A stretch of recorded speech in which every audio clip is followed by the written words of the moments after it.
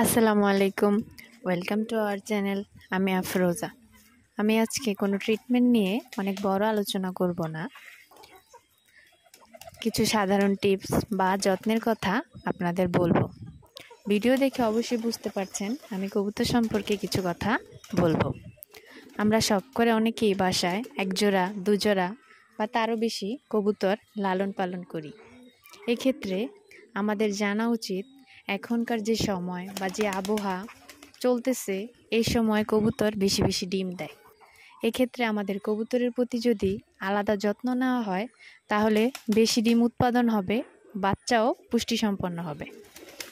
এক্ষেত্রে কি করতে পারি? আমরা ভালো মানের খাবার, ভালো মানের ভিটামিন দিতে পারি, বিভিন্ন ধরনের ভিটামিন দিতে পারি। এই যেমন ধরেন zinc, multivitamin, vitamin B1, B2, B6, thiamine, ভিটা3, ক্যালসিয়াম, AD3, আরও একই নামের আরও বিভিন্ন ধরনের ভিটামিন রয়েছে।